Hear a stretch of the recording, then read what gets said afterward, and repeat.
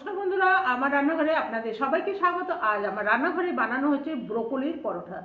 ব্রোকলির পরোটা কখনো খেয়েছেন কিনা জানি না, ভীষণ ভালো লাগে খেতে। ফুলকপির তো আমরা খাই, আর মটরশুঁটিরও কড়াইশুঁটি খায়, পরোটা খায়, কিন্তু ব্রোকলির পরোটাটা খুবই ভালো লাগে। আজ রাত্রেবেলায় ভাবছি ব্রোকলির পরোটা বানাবো, আর সাথে আপনারা যে কোনো তরকারি বানাতে পারেন, কিন্তু আমি বানাবো আলু ফুলকপির তরকারি। তবে এর সাথে জানেন মটরের ঘুগনি ভালো লাগে, কাবলি ছোলার ঘুগনিও ভীষণ ভালো লাগে। তো আমি বানাবো আলু ফুলকপি দিয়ে তরকারিটা। তো চলুন কীভাবে বানাই দেখে নেন। খুব সহজ পদ্ধতিতে বানাবো। আমার রান্নায় বেশিরভাগ জানেন মশলা টশলা থাকে খুব কম, যাতে সবাই বানাতে পারে, সবাই। তো চলুন রান্নাঘরে যাই। আর এগুলো আমি জল দিয়ে ধুয়ে নিয়েছি খুব সুন্দর করে, আর ভালো করে চেক করে নিয়েছি কোনো পোকা টোকা আছে কিনা। এরপরে আমি এগুলো একটু ছুলে নেব।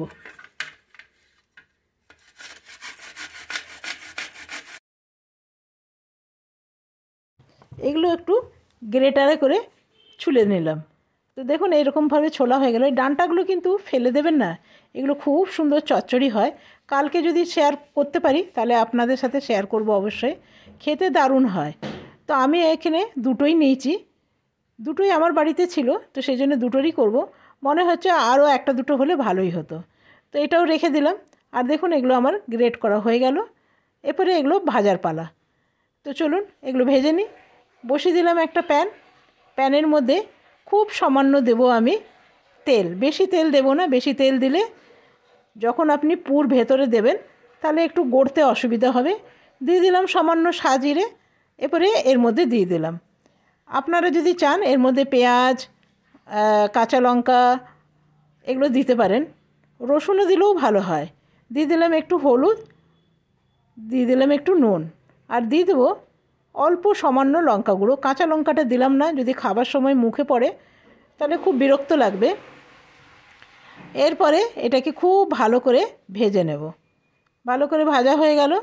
তো দেখুন এরপরে এটা ঠান্ডা করে নিতে হবে। তবে আমার ডিসিশন একটু চেঞ্জ হয়েছে। আমি বলেছিলাম পরোটা করব, কিন্তু সবাই বলছে লুচি করার জন্যে। তো সেই জন্যে ভাবছি লুচিই করে দেবো। তো লুচি করলে হয়ে যাবে বেশ অনেক কটা। আর এর সাথে আমি তরকারি বানাবো, চলুন সেটা করে নিই, ততক্ষণ এটা ঠান্ডা হয়ে যাবে। এখানে নিয়ে নিয়েছি ফুলকপিগুলো একদম ছোট ছোট টুকরো করে কেটে নিয়েছি।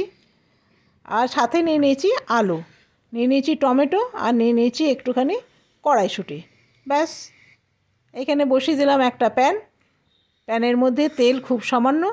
যদি আপনারা বেশি তেল দিয়ে খেতে পছন্দ করেন তো একটু বেশি করে তেল দেবেন, তাহলে খেতে আরও টেস্ট হবে। দিয়ে দিলাম একটুখানি গোটা জিরে। এরপরে আলুগুলো আমি দিয়ে দেবো, আলু ফুলকপি সবই একসাথে দিয়ে দেবো। এরপরে ফুলকপিগুলো দিয়ে দিলাম, কেন খুব বেশি তেল নেই, এই তেলেই আমাকে রান্না করে নেব। দিয়ে দিলাম সামান্য নুন, দিয়ে দেবো হলুদ, দিয়ে ভালো করে একটু যতটুকু তেল আছে সেই তেল দিয়েই ভালো করে ভেজে নেব। মধ্যেখানে একটু জায়গা করে নিলাম, দিয়ে দিলাম জিরে, আদা, আর সামান্য একটু গরম মশলা আমার পেশা আছে সেটাও দিয়ে দিলাম সামান্য জল, তাহলে মশলাটা ভাজতে সুবিধা হবে। তাহলে একসাথে কপিও ভাজা হবে, মশলাও ভাজা হয়ে যাবে। দিয়ে দিলাম সাথে একটা টমেটো, দিয়ে সব একসাথে ভেজে নেব। এই রান্নাটা খুব চটজলদি হয় আর ভালো হয়। বেশি তেল দিয়ে করলে তরকারিটা একটু তেল তেলে হয়ে যাবে, কেন কি লুচি বানাবো সেই জন্যে তরকারিটা কম তেলেই বসাবার চেষ্টা করলাম। দিয়ে দিলাম সাথে একটু কড়াইশুঁটি। এখন কড়াইশুঁটির দিন, সবেতেই কড়াইশুঁটি দেবেন, খেতেও ভালো লাগবে। দিয়ে দিলাম সামান্য জল। ব্যাস হয়ে গেল। এরপরে চলুন আটাটা মেখে নিই। এখানে নিয়ে নিলাম একটা বাটি, নিয়ে নিলাম আটা, সাথে দিয়ে দেবো জোয়ানটা অবশ্যই দেবেন। লুচি বানান বা পরোটা বানান, একটু জোয়ান দিলে হজম হবে তাড়াতাড়ি। দিয়ে দিলাম সামান্য তেল, খুব সামান্য তেল দিলাম। দিয়ে যেরকম আটা আমরা মাখি ঠিক একইভাবে মেখে নেব। তো যত বেশি ভালো আটা ঠাসা হবে তত ভালো, কিন্তু রুটি, লুচি, পরোটা সব ভালো হবে। ঠাসার উপরে হলো ব্যাপার।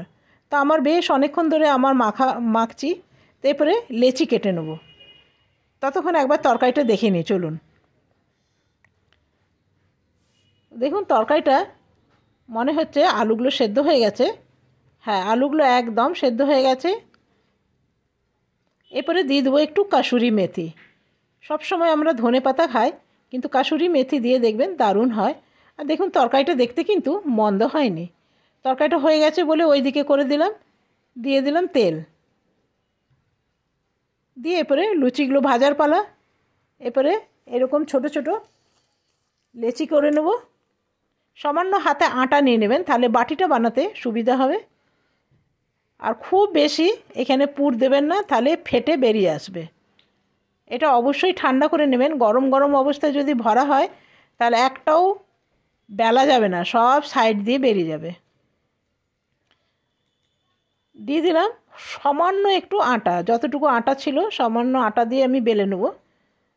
খুব ধীরে ধীরে বেলতে হবে, খুব বেশি হড়বড় করলে সব বেরিয়ে আসবে। তো দেখুন এটা আমার বেলা হয়ে গেছে।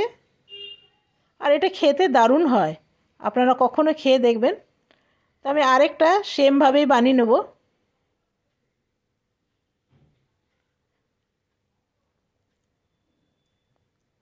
একটু সামান্য আটা দিয়ে দিলাম,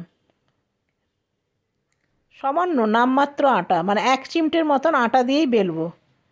দেখুন এটা বেলা হয়ে গেল। এরপরে চলুন ভেজে নিই। বেশ অনেক কটা আমি বেলে নিয়েছি, তাও এটা একটু সাইড দিয়ে বেরিয়েই গেল। দেখবেন লুচি যদি ফুলে না, তো আপনার মনটাও ভাল লাগবে। আর খেতে এটা ভীষণ ভালো হয়। কড়াইশুঁটির কচুরি তো খেয়েইছেন, এরপরে খেয়ে দেখুন ব্রোকলির কচুরি, ভীষণ ভালো হয়। তবে আমি আপনাদের আগে বলেছি যে পরোটা বানাবো, তো ডিসিশান একটু চেঞ্জ হলো বলে তো কচুরি বানিয়ে দিলাম।